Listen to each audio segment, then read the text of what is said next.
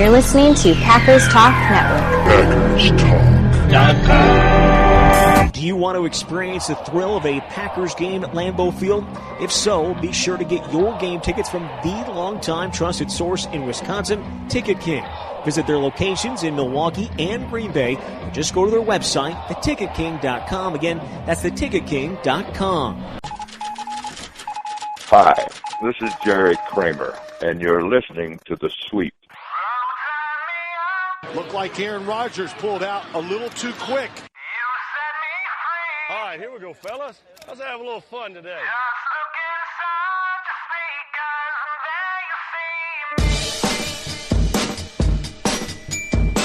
I feel like we can run the table. Oh, I have sizzle.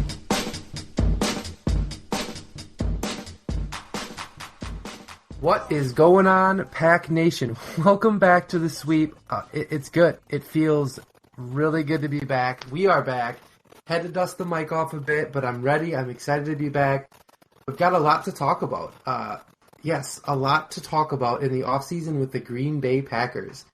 Ted Thompson has actually made some moves. Oh, I have sizzle. He's back. We're back. Blaine's back. My man, my co-host. How have you been this offseason and your little bit of a vacation from the mic? I'm well. It's been a little bit status quo, a little bit up and down with the Packers.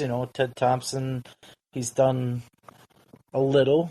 It's been a little bit more splash than normal. But other than the one big move with Bennett, it's been kind of quiet, and it seems like there's more pieces that left than came in, but we'll get into that a little bit more. It's good to be back with you, Freddie, and hopefully the audience has missed us and they continue to listen going forward. Well, I can't imagine that they don't miss us because, well, how can you not?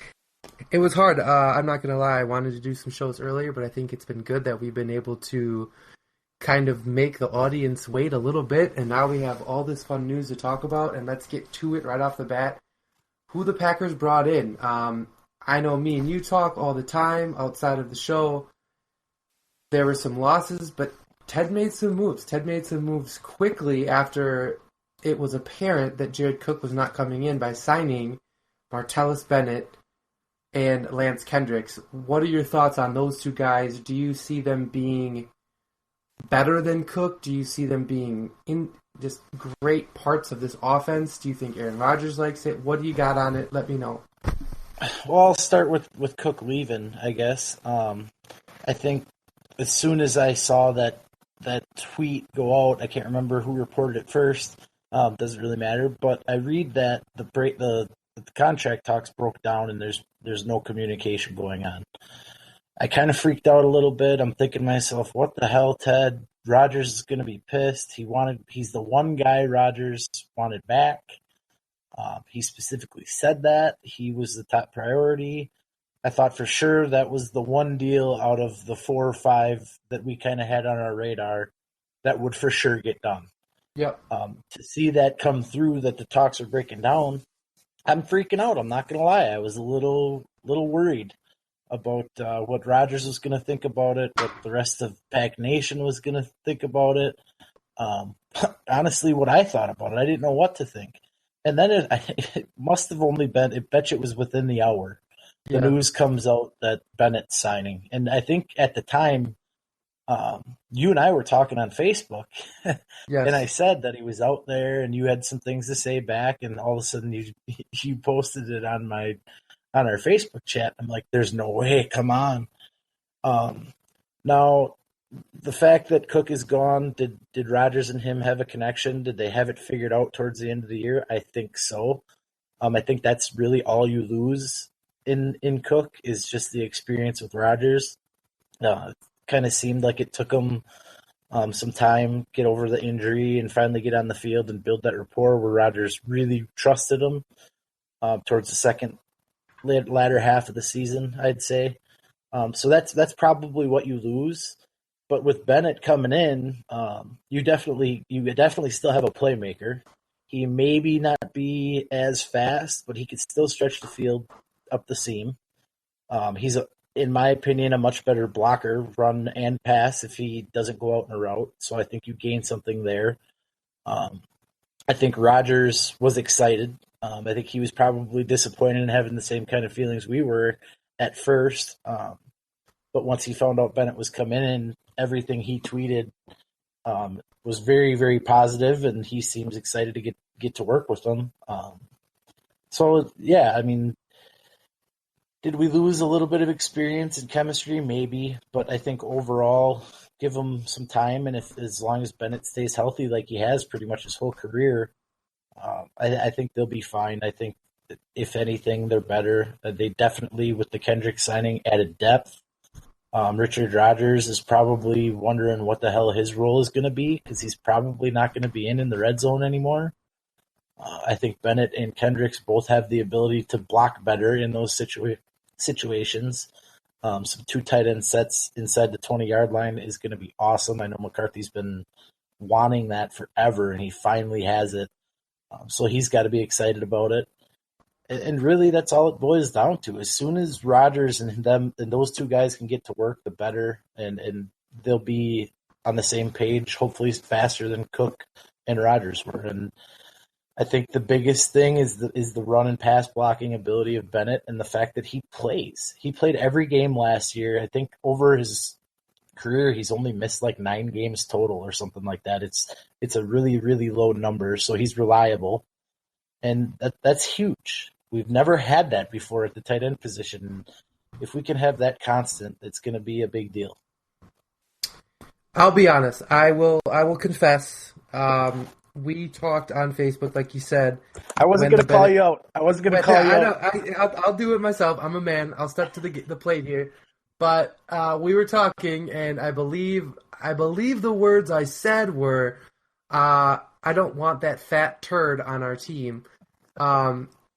And then we signed him, literally probably as I typed it, and instantly I became his biggest fan. I had bad thoughts about him. I had this idea that he was just this big, slow, Bubba Franks type tight end that couldn't move and was going to bring a negative attitude, mostly because I was comparing him to his brother. I don't want to interrupt you, but I'm gonna quick, just because I think a lot of people had that same persona of him. Yeah. That interview that him and his brother did was at the beginning of last season or the middle of the season before, where they just smashed on everybody. It was more his brother, and he gets a negative persona because of that, I think. And just based off the information that we've gotten since he's been signed, I follow him on Twitter now. The dude is hilarious. Yes. He loves kids. He has his own company, his own animation company. He's a great dude, and I'm happy that he's here. I think he's going to be good for the locker room. Yes, I think the main thing, and I follow him on Instagram, Twitter, all that stuff. I was like, wow, I had a totally wrong thought of this guy. This guy is hilarious. He's fun. He's exciting. And I don't think he brings a negative attitude. I think he'll loosen up that locker room. I think he'll bring a little bit of spunk and fun to that locker room, which is something that we need. I don't think that we've had that in a while. I can't think of anyone that's been that funny since, I don't know, Tom Crabtree. I mean, he was a pretty funny dude, but... Yeah, he's probably the goofball, and then probably Brett Favre and, like, the Frankie Winter days. Really, and the goofball when they were younger. You have to have a little bit of that in the locker room, because if you get too serious, you don't have any fun, and it just falls apart. So I think that is will be one of his best qualities coming into this team, is just his loose ability. And, after watching a lot of film on him after we signed him, he's not that slow. And, he's not a blazer, but he's not that slow. I don't think he's that much slower than Cook, to be totally honest. He is a big man. Yeah, he's like 6'6" or something? 6'7", I believe, 270. Oh my gosh. I mean, he's a big boy. And it's like as big as Eddie Lacy. Yeah. I don't know about that. That's pushing it. I heard the Seahawks are moving him to guard, but that's neither here nor there. Yeah. Another thing about Bennett is, he was a Bear. He was a Cowboy. He was a Giant. And he was a Patriot. He's played with some pretty damn good quarterback. I mean, his worst quarterback is probably Jay Cutler. And you know what? Pretty bad. I know we rip on Jay Cutler a lot, and I Yeah. know the Bears fans were happy to see him go, but they, not to get off topic here, but they should probably look at everything overall. He's the best quarterback the Bears have had since they won the Super Bowl in '86. Yep. So be careful what you wish for. Now you have Mike Glennon, and I don't know that that's going to be much better. And you paid Anyways, a shit ton for him. Yeah. Martellus Bennett, he's played with really good quarterbacks his whole career, and now he might be playing with the best one, arguably. Between Yes. Tom Brady and Aaron Rodgers, I mean, whoever you put at the top of that list, I know who I have there. That's obvious. I'm a homer, but come on. Aaron Rodgers is he's the best. And you have a tight end who over the course of the last, I think, 4 or 5 years is a top 3 tight end in every category there is. Touchdowns, yards, receptions. I mean, it's unbelievable. And the fact that he can play every down, running situation, passing situation. He can run routes and he can block. I mean, the double tight end set that McCarthy has just been dying for is going to come in to play here. And you know what else that does? It takes a lot of pressure off of guys like Devontae Adams and Randall Cobb and Jordy Nelson and even Ty Montgomery coming out of the backfield. It's a big weight lifted off of the shoulders of those other guys that have been pinnacles of our offense, and it just gives Rodgers another reliable, consistent target who you know is going to be there every week. Yeah, you add in that situation like we talked about all year last year with Cook. Cook being on the field was the biggest thing. It didn't matter if you had 100 catches. It mattered because defenses had to account for him, and they're going to have to account for Bennett, and they're going to have to account for Kendricks, who I think is a great signing. It's good to bring him home. He's a great depth guy.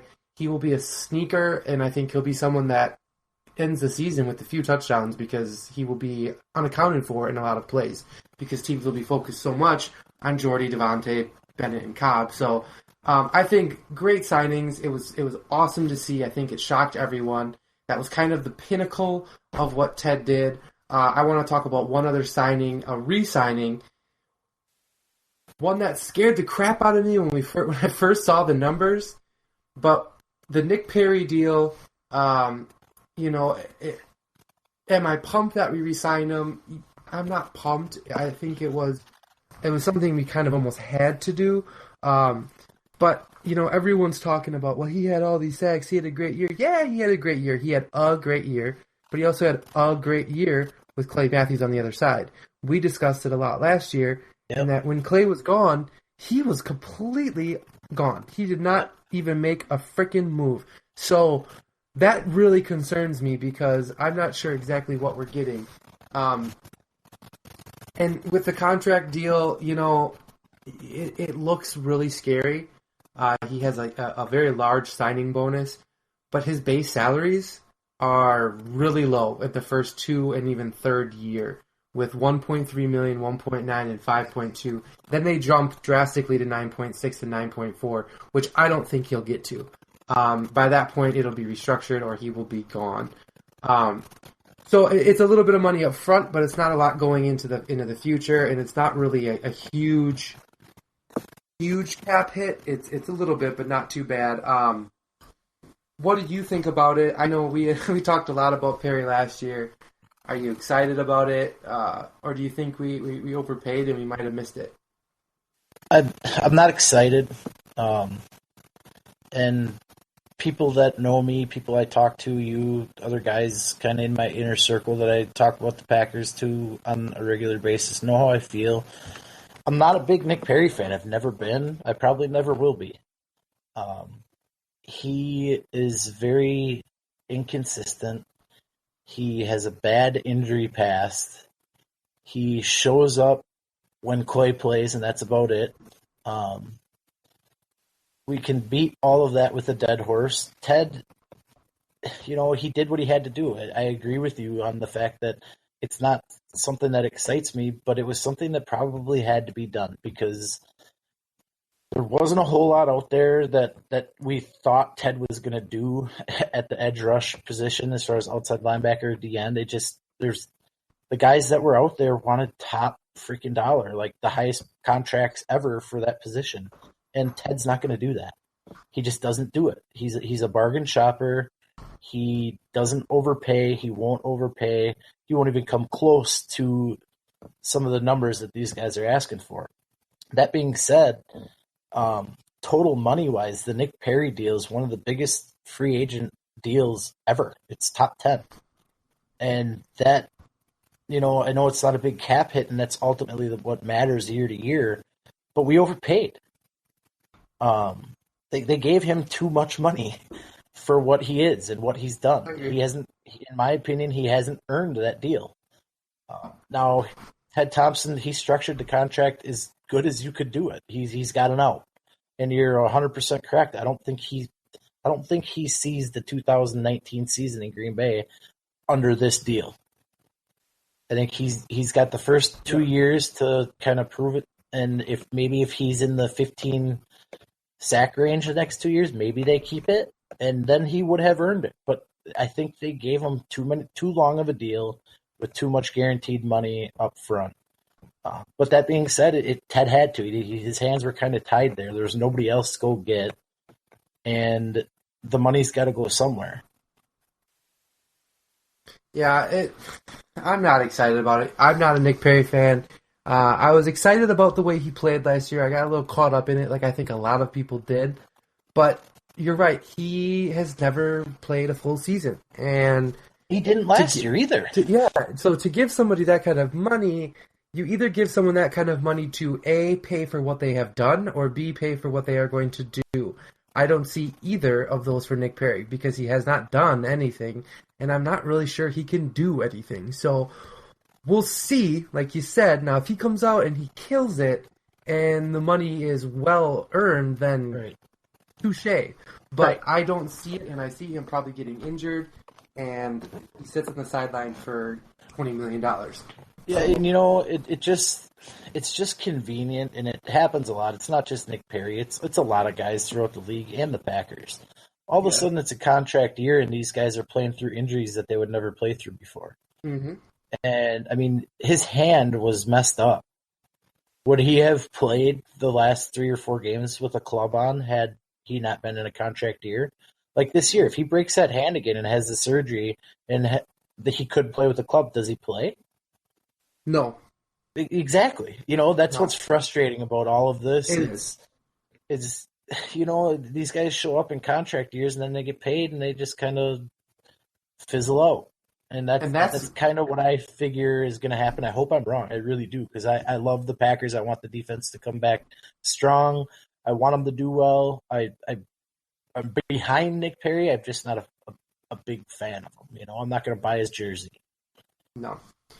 But hot tip secret here on fantasy football, always look for guys in their contract year because I'll guarantee they're going to put up numbers. Yep. So a couple other signings. Another signing that I think kind of had to be done. We bring back Devon House, the apparent savior of this defense and secondary. No, he's not, and I think we all kind of understand that. There's obviously some fans out there who get a little too excited about it, but you know what? He's a guy that we brought back for pretty minimal dollars, and he knows the system. It's a depth situation. It's not a guy to put in as our first or our second. He's there for depth because currently we don't have a ton of depth. One other thing that I need to say, and I want to say on this show because I've talked to a lot of people about it, and they don't really understand, is there's no need necessarily right now for us to overreact and freak out about our secondary. I understand that last year's play was just atrocious. There's no denying it. But last year we were also riddled with injuries. We lost our number one right off the bat with Sam Shields, which thrusted 2 second-year players into the number 1 and 2 spot, who we had extreme expectations going into their second year. They had been injured. They were injured for most of the season, if not all the season. I get it. There was still time that they were a little healthy and stuff like that, but that's a huge role to take on. Gunter, having been our 4th corner, potentially our 5th, moving in and having to play as the number 1 was tough. All right, we all know that was tough to watch. It wasn't the best thing, but the dude did good. He did pretty damn good for what he what he has and what he got to work with. So, listen, we're going to enter this year with Devon House coming back as a depth. Gunter having an incredible year of experience. No, he's not the best corner in the game right now, but he moves himself clearly from a 4 or 5 to a 2 or 3, I think, with what he did in his experience. And then we bring back Rollins, who will be healthy, and I think he can kind of assume his role again. And then Randall again, too. I mean, there's no way that both of them regress again. I just can't see it. So right there, you're looking at 4 decent corners. I'm not going to say great. I'm not going to say really good in the sense right now. But 4 very decent corners with the potential to be good. And then you have to imagine that Ted will go in the draft and get somebody since nobody's left in free agency, really. So all of that being said, I have one question for you. I knew something. Yep. Who's our number 1 corner? Randall. Really? I think on the depth chart, you're putting Randall at number 1. Is he really the number 1? Probably not, which is why I think it's important to consider going after a free agent, which there's not really anyone left, which sucks. That's I think the biggest disappointment about this last 2-week period of time is you have guys out there, and I know it. Everybody, I make this comparison all the time, and everybody's like, "Well, the Patriots are the Patriots, and you can't compare." Yes. Why not? No, we are doing a podcast right now on the greatest franchise in the history of sports, in my opinion. Amen. If not in the history of sports, in the history of the NFL, to say the least. Don't tell me that we can't compare the Green Bay Packers to the New England Patriots. Yes, we can. We are overall, we're a better franchise. We're a better organization. We should have expectations that are at least what the Patriots do, if not higher. Now, yes. Ted's a freaking wizard. You call him that all the time. Why can Bill Belichick make all of these moves after winning a Super Bowl to go pay the second highest paid corner in the league in free agency this year in Gilmore, and Ted can't even go get a freaking second tier corner? Tell me why. I think, and this is my only reason for this, and you know what, you're right on a lot of points, is that New England knows that they're going to lose Butler. But they're doing that by their own choice. Right, but they know they're going to lose their number 1, so they have to sign a number 1. We don't have a number 1. But Ted doesn't know that. That's the problem, is that I think Ted doesn't believe that. Ted believes we have a number 1. And that's why... that's why he makes his... Yes, that's why he makes a mistake. It's like Ted and I have the relationship that we have. I know, it's salty and it hurts, but I think that's true. Honest to God, I think that's the reason. I don't think that if Butler leaves, New England doesn't go after Gilmore. He's not going yet. He's under contract for 1 more year. It's possible that they go in with the best corner tandem in the league. Because that's what they have. If they do that, then Ted fucked up, I think, because then they have ridiculousness. The only thing I can hope for is that Ted makes a free agent signing for a corner. I don't know who's left. Revis would be fantastic. I think that'd be a really smart decision because you're bringing in a veteran who obviously has great potential and likes to play man-to-man, and that's what we do. But otherwise, you're obviously going to go into the draft and get someone, but I don't like the idea of drafting a guy expected to be a number 1 because that's so much fucking pressure. Yeah, I agree. Agree 100%. So the only other scenario I see, Fred, is that they start House on the outside and they slide either Randall or Rollins down to be that Micah Hyde type player when covering the slot, because I think Rollins he's better in the slot. I agree. I think they're honestly both better in the slot, but Rollins I think is much more of a slot. Randall can play outside. I just feel like his groin really hindered him last year. And that's fine. I'm basing. But he also made just dumb, stupid mistakes that can't be attributed to the groin. Right. Just coverage mistakes. So there's something there that was an issue. But if I'm projecting our 1 right now, I'm going to say it's Gunther because you're probably right. He was the one at the end of the year last year, and he's done mean, we haven't played a game since. So how did he lose it? True. I mean, That's he's fair. probably the most athletic one of the group.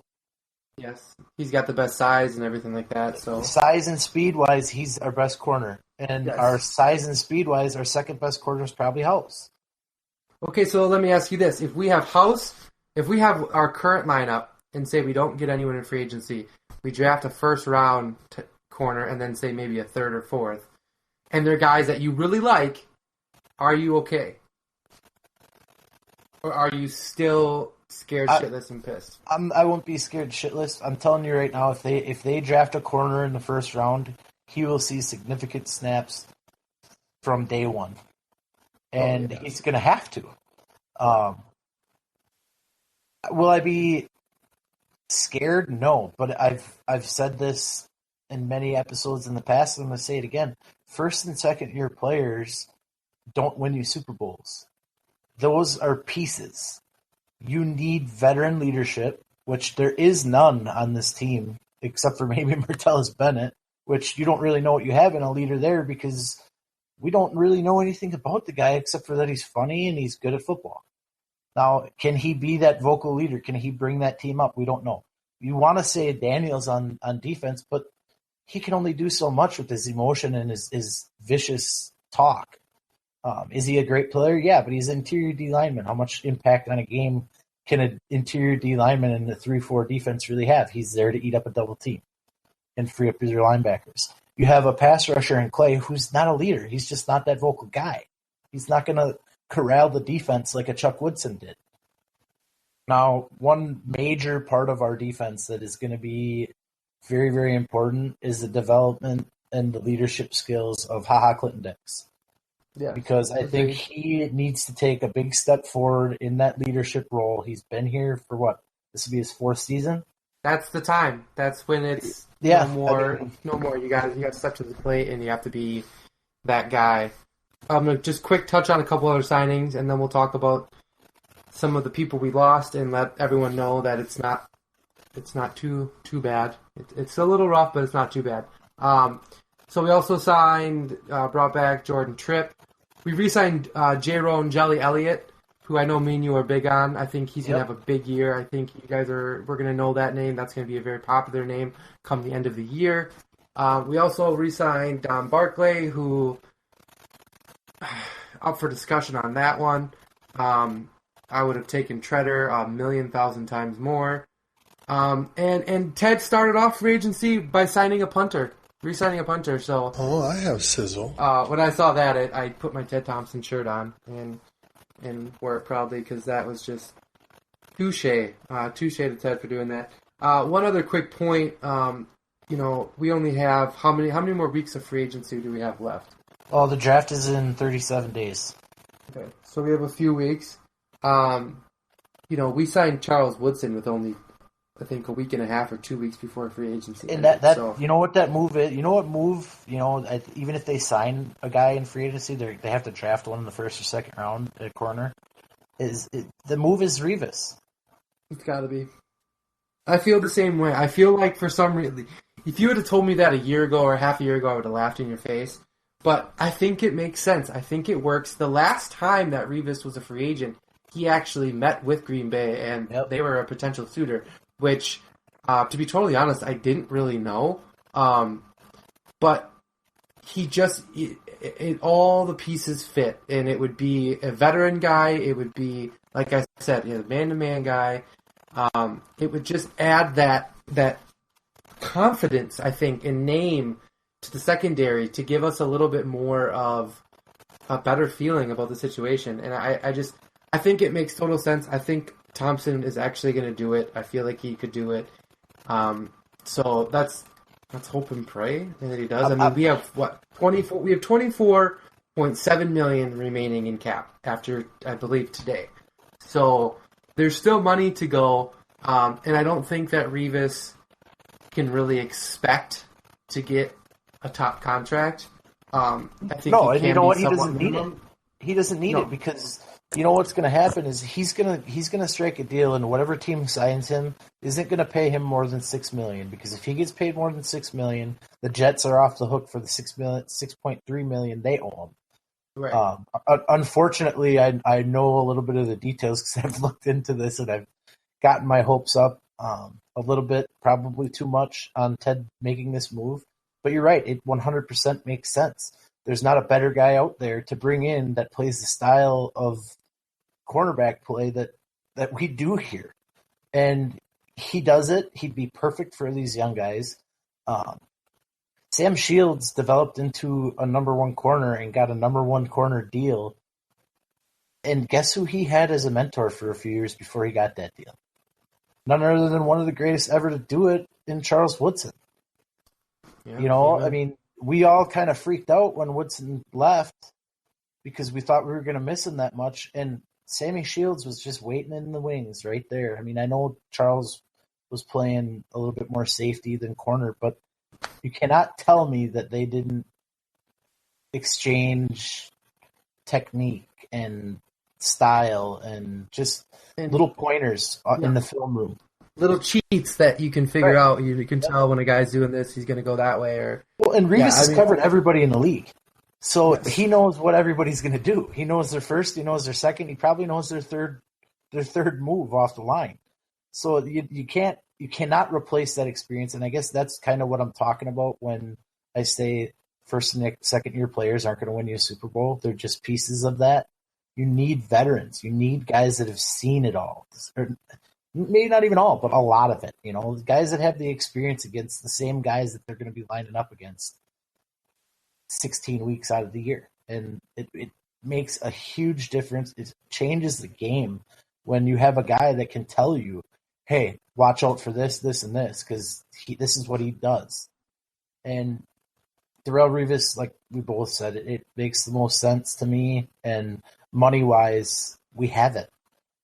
You can't keep it all, and there's no point in saving a lot of cap space. Now, that being said as well, I know I mentioned it to you earlier today when we were talking. There's a list of at least 4 or 5 guys coming up for contract after the 2017 season, starting with Devontae Adams and Morgan Burnett and Corey Linsley and Taylor.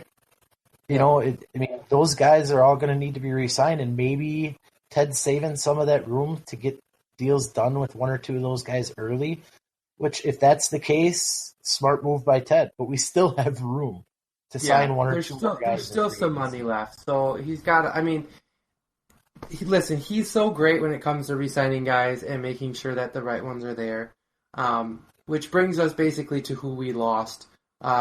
In total, we lost T.J. Lang, Micah Hyde, Eddie Lacy, Julius Peppers, J.C. Treader, and Dayton Jones. It sounds really scary when I say it, but you know what? Let's just review quickly. The Dayton Jones thing. See ya. Big deal. Didn't do shit for first round. He's a huge bust. You can probably put him up there with some of the bigger busts. You look at Julius Peppers. Thank you, but we all knew you were going to be done. I don't think any of us actually really truly expected him to come back to Green Bay. He did some great things for us, and we gave him a lot of money. So, good luck to him. I'm glad that he went to Carolina to kind of finish off his thing. I think that's cool. So best of luck to him.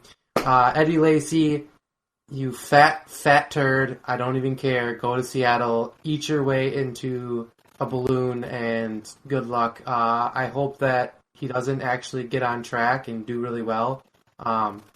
They gave him a 1-year deal, right? To be honest, I didn't even look at it. I'm pretty sure it's a 1-year deal, which is the only reason that's a little scary. But I've never been a fan of Eddie Lacy. I just don't think he has it in him. I don't think he has the heart. I don't think he has the drive to be a true football player. I think he went somewhere to get some money, and he'll probably have half a good season and then try to go again with someone else. But I know that you've always liked Eddie Lacy. I just hate him. I love him. When he's healthy and he's on and he can get the ball consistently, he was a workhorse. He was that guy that if you needed to, and he's healthy, you could give him the ball 25 to 30 times a game if you had to. He proved it the year Rodgers got hurt. He carried us to the playoffs. Now, that being said, I was a little disappointed to see him go. And then I saw the contract and I saw the bonuses for the weight. And I saw what he weighed in at in Green Bay when he came back. And I'm thinking to myself, Jesus Christ, that's it. I'm done with you. I don't care. I loved you when you were here, but now you're with Seattle, so you're out of my circle, He's kind of like one of those. He's like one of those people that you come across in your life that you see that has just all this potential to do something, but they just don't care and they just waste it. Right. And that's how I feel with him. Is that when he's on and he's running and he's in it, he's fantastic. I mean, he's Earl Campbell, he's Walter Payton, he's all that. I mean, he can be amazing. Yep. But you don't get it. He doesn't care. If he worked a little harder and really cared, he could be one of the best running backs to ever play. But he doesn't care. And that's why he gets injured and he goes into the offseason and he eats his way to 300 pounds. Yeah, I think a lot of his deal is if he wasn't getting the ball early and often, he got disinterested in the game. You're probably right. And it was almost like every game was 2 games. It was the first half and the second half. And if he didn't get the ball early and often in the first half, well, don't expect him just to get hot all of a sudden in the middle of the first quarter or the second quarter. He's going to have to go reset himself in the locker room at halftime. And if he doesn't get the ball early and often in the third quarter, you're probably not going to see much.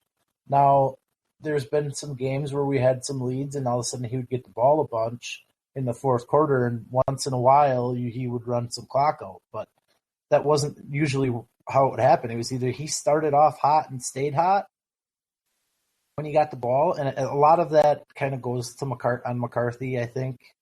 Now, obviously, we're a pass-first offense. That probably didn't make Eddie Lacy very happy. I understand that. But when you have a contract that you're getting $500,000 bonuses every quarter of your contract based off of your weight, and you need that much incentive to be in shape for your football team, you don't deserve a spot on the Packers. And McCarthy and Ted Thompson aren't going to put up with that. So good riddance, Eddie. See you later. Boom. There you go. The next 3, I was a little bummed about. J.C. Treader, that sucked because I think J.C. Treader is the awesome part of a football team. He's a Swiss Army knife. He can play any position. I think you lose an incredible amount of depth with one player, and I think that could come back to bite us in the ass. But the one good thing is that Ted is really good at drafting offensive linemen, so hopefully he can pick someone up in the draft that will be similar to him. But, I think with Treader, people say, well, why didn't we sign him? Why couldn't we give him more money? Whatever. To me, truthfully, I think that Treader went to Cleveland because Treader will get to be the main guy. He won't be the main guy because they have a great offensive line now, but I think that he gets that opportunity to be the no-doubt starter, where he wasn't always the no-doubt starter here. It seemed like he'd get moved in here and there when someone was hurt or injured, where he can go to Cleveland and have a little bit more job security and know that that is his position. Which in that case, I wish him the best and I hope the best for him. I just wish we would have been able to maybe offer him a little bit more money and a little bit more security in his position. Yeah, I agree. I think out of all the guys that left, Treader's the most concerning guy that we lost. And for the exact reason you said is the depth. I mean, he started the first half of the season at center. He got hurt. Luckily that week, Lindsley came back. Well, when Lindsley came back, he played great. So when Treader could come back, he kind of lost his job to injury. I mean, those two guys have kind of been back and forth with injury, and we've been lucky that we had them both. Also, Treader could play guard. And, we both kind of thought Lang was going to go just because of the money situation. And we know how Ted is when it comes to paying offensive linemen.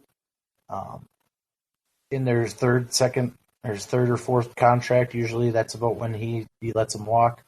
But, yeah, I think Treader was the big one that we lost, and once he was gone, the next biggest one was Lang, because out of Don Barclay, Treader, and Lang, you tell me that you're going to sign one of those three, I would have said there's no way the one that you sign is Barclay. But then the more and more you think about it and you look at Ted's history, we probably should have expected something like that, because he does things like that, and that's what he does.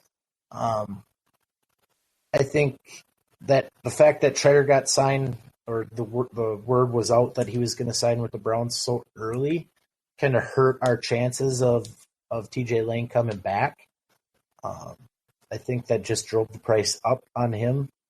And I think the Packers underestimated the market for a good guard, which I don't know that I blame them, because interior offensive linemen, and especially the guard position, I don't want to say they're a dime a dozen, because they're probably not that easy of a commodity to come across at the all-pro level.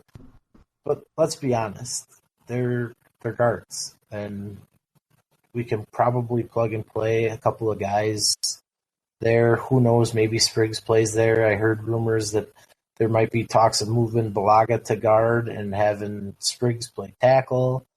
I think they're pretty high on Marshall coming up.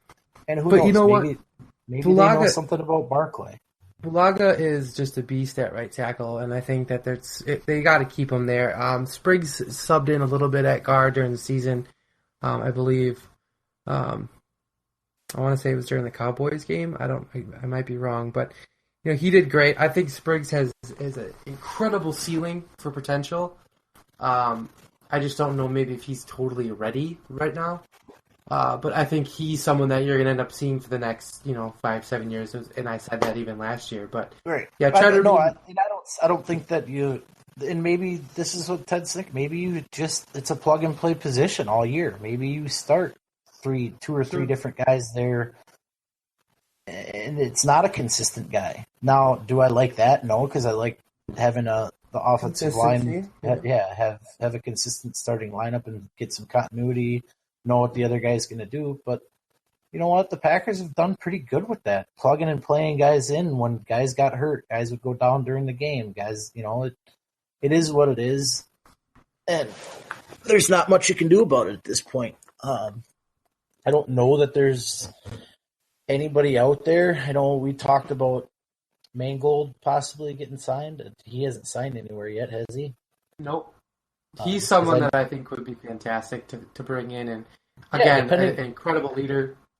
Depending on the money, because Lane got a lot of money in Detroit, and I don't blame the guy for getting it. It's probably his last contract. Yeah. Yep. And it's home for him. So good for him. Good luck.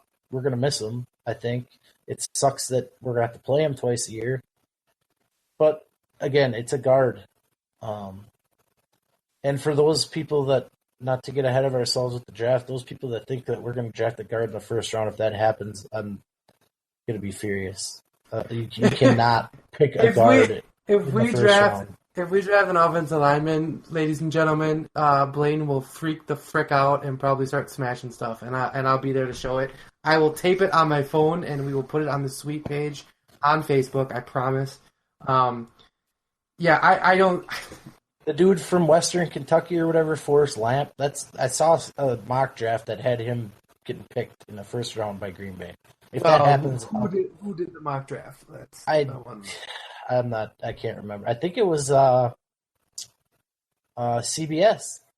Well, see, here's the thing with mock drafts, though, is that you get one, but then you have to do another one, and you have to do another one, and then you just got to start looking for shit to excite fans, and you start putting those in there. That's why I've seen mock drafts with us taking wide receivers first round, offensive linemen. I mean, you just eventually people do it just to kind of get a buzz going. There's no way that Ted doesn't go first round with one of the obvious needs in either corner, edge rusher. You could say running back. I'll throw safety in there. Defensive line, basically anywhere on the defense. Yeah. And then offensively, running back, I could see maybe first round if someone someone's just there that's too good to pass up. But to be honest, I think the only guy that you could pick there is McCaffrey, and I think he'll be gone. But let's not. And I really don't think McCaffrey's any different than frickin' Ty Montgomery. So you're basically getting the same thing. And what's the point of that? And there's so many good running backs late in rounds, and running backs are they're not drafted in the first as much. And I think McCaffrey, honestly, I don't know if I think he does maybe slip out of the first round only because they're just whatever. But he could go earlier because of his pass catching ability and his return ability. He's so dynamic. But to move on, we kind of hit on TJ Lang. Obviously, I agree completely.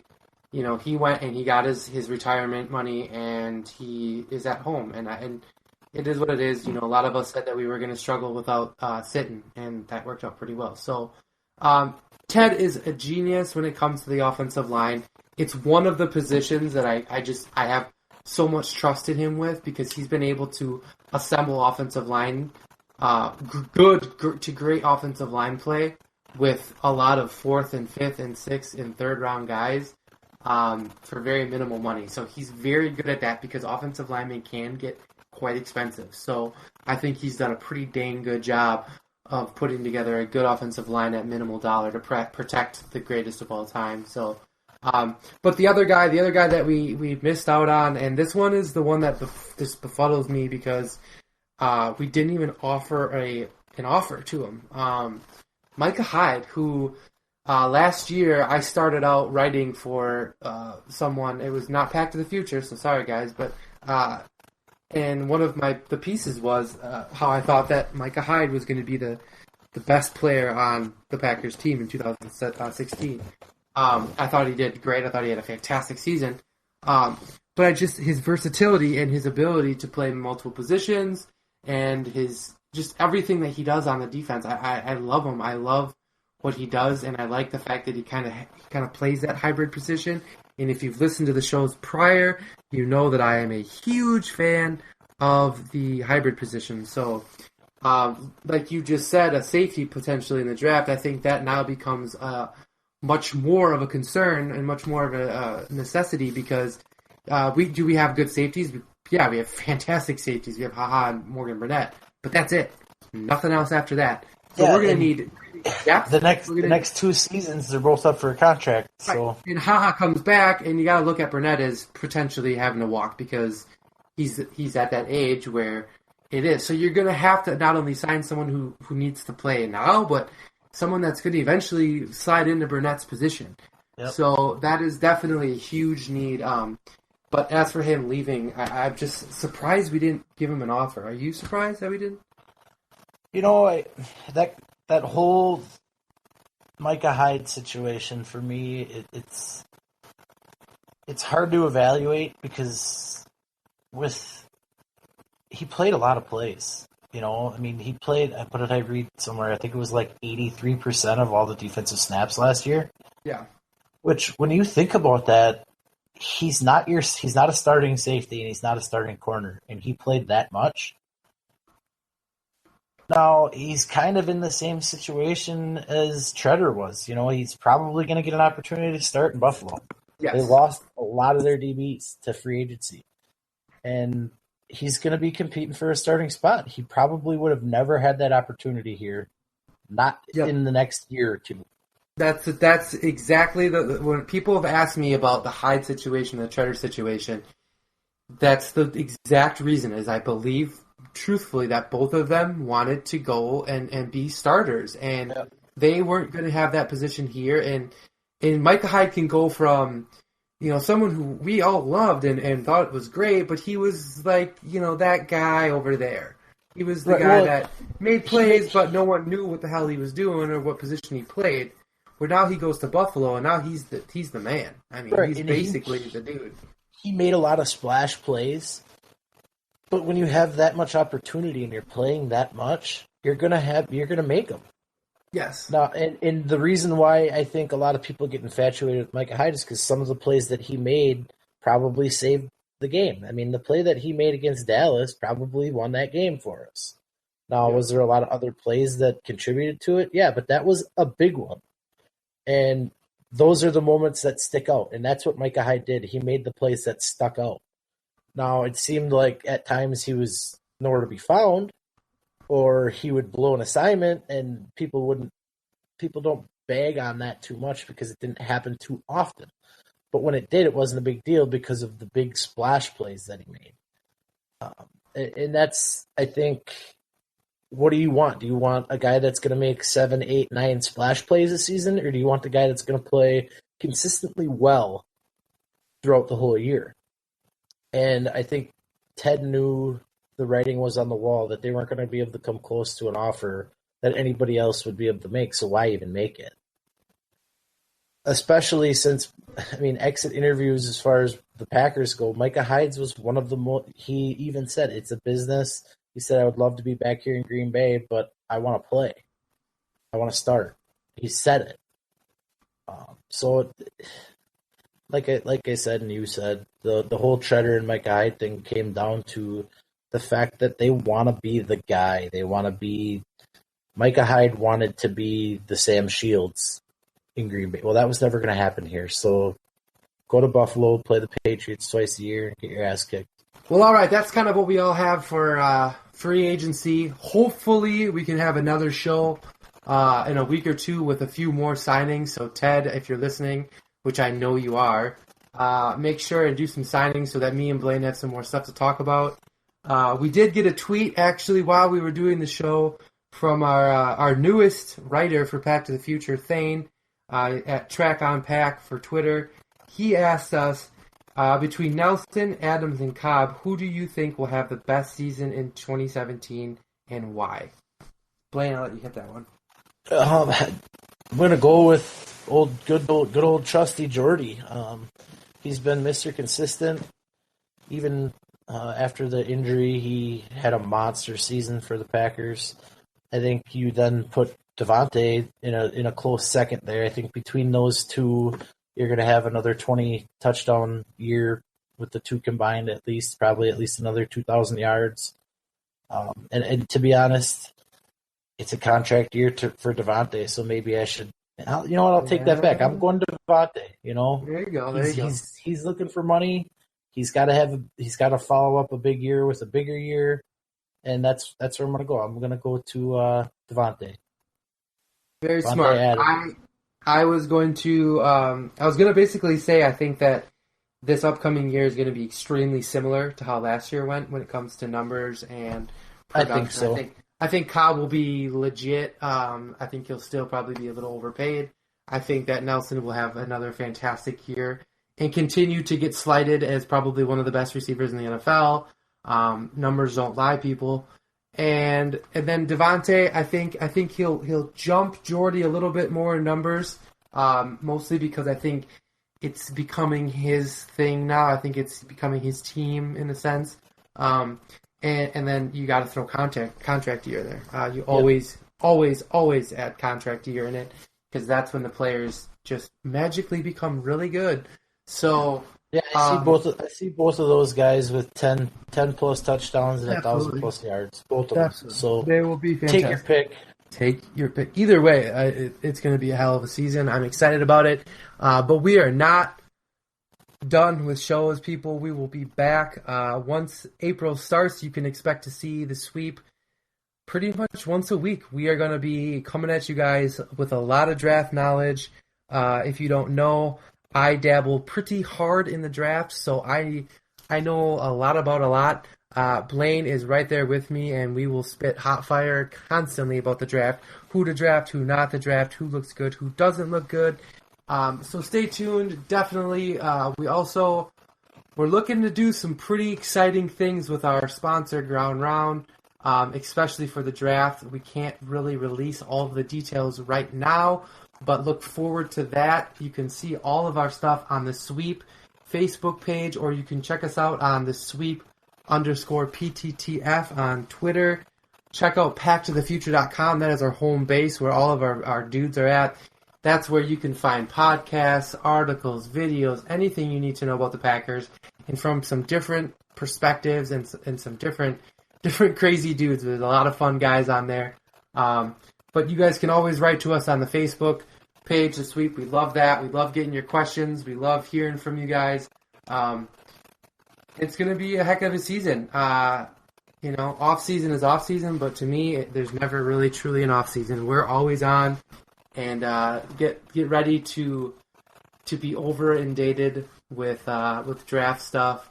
I can't wait. The draft is big, and we all know Ted. Ted likes the draft, right, Blaine? Yeah, just a little bit. Yeah. Draft and develop, baby. Draft and develop, and then potentially let him walk. That seems to be Ted's forte, but I don't know. I mean, I'm excited. I can't wait to keep doing shows. It was good to be back in the mic. Blaine, it's always good talking with you. Do you got anything? Any final thoughts? Not really. It was great to be back.